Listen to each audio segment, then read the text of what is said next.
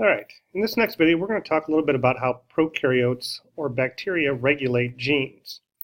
As you know, bacteria are single-celled, so that one cell does everything that that cell needs to do, but it may not need to make every gene product at a given time. So it has to be a way to turn on or turn off genes as needed. So bacteria need to be able to respond quickly to changes in their environment. If they don't have enough of a product, or if they do have enough of a product, they need to stop its production. Why would they do that? Because if they continue to produce things they already have enough of, that's a waste of energy. So how do they do that? Well, they stop the production of enzymes, which are proteins, which are controlled by or coded for by genes that are needed for the synthesis of that particular product. If they find a new food source or a new energy source, they need to be able to utilize it quickly while it's still available. And so they would then start producing enzymes for digesting that particular food source. So stopping versus starting the production of a particular protein. So we know from various other things we've talked about that metabolism is regulated through feedback inhibition. The product acts as an allosteric inhibitor of the first enzyme in the pathway. In the case of tryptophan, when enough tryptophan is produced, it blocks the enzyme in the pathway. But again, if you continue to produce the enzymes, even though you're blocking their action, that's a waste of energy.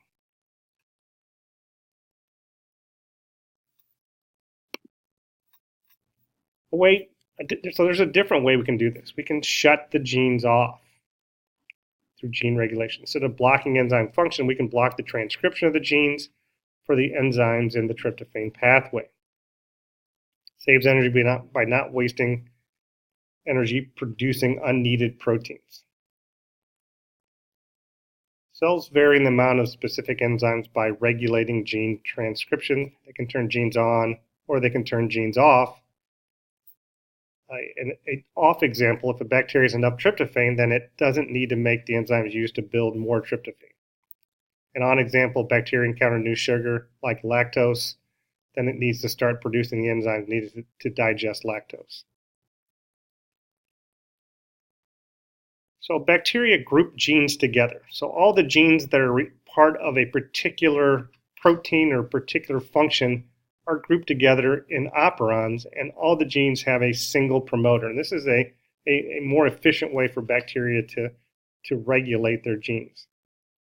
So genes with related functions are grouped together, all the enzymes in a particular pathway. There's one promoter, which is where the RNA polymerase binds. That one promoter controls the transcription for all the genes in that operon. So it's transcribed as a unit, and one messenger RNA is made for all of the genes that are in that operon. The operator is a DNA binding site for a repressor protein. So in the case of tryptophan, the tryptophan would bind to the operator, which would block the RNA polymerase. So repressor proteins bind to DNA at the operator site, which then blocks RNA polymerase from binding to the promoter, which shuts off that operon and blocks transcription. So here's an example here. We have RNA polymerase. We have the TATA box, which is part of the promoter. We have a repressor and an operator there. So in this case, the repressor is bound to the operator, so the operon would be shut off.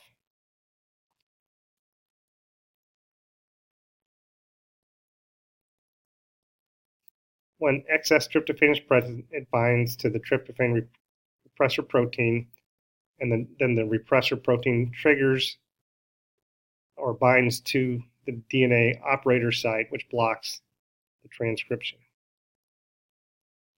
So there's a change in the shape of the repressor so that now it can fit with the operator. No transcription, gene shut off. So this is an example of an allosteric regulator of the repressor protein. So the tryptophan is a co-repressor. tryptophan is what we call a repressible operon. It's normally on but shut off when you get enough of the product. Most of the operons that involve digestion of a particular energy source are inducible, like lactose. In this case, when lactose is present, it binds to the repressor. But now, once the lactose binds to the repressor, it no longer changes shape, so it no longer fits with the operator. Messenger RNA is transcribed, and the enzyme to break down lactose is produced.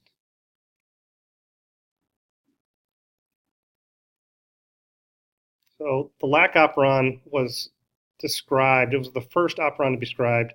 They actually used first word to use the phrase operon were Jacob and Mondon, and they worked back in 1961. They worked on this, studying these operons. So repressible operons usually function in anabolic pathways where you're building something that the cell needs. When there's enough of that product produced, the product acts as a co-repressor, binds to the repressor, changes the shape. Repressor can bind to the operator, blocks the RNA polymerase. Inducible operons are normally off, but can be turned on when needed. Catabolic pathways, when you're breaking things down. So you produce the enzyme for breaking down a particular nutrient only when the nutrient's available, because when the nutrient's available, it binds to the repressor. Now the repressor can no longer bind to the operator. RNA polymerase can bind. We get transcription of the enzymes.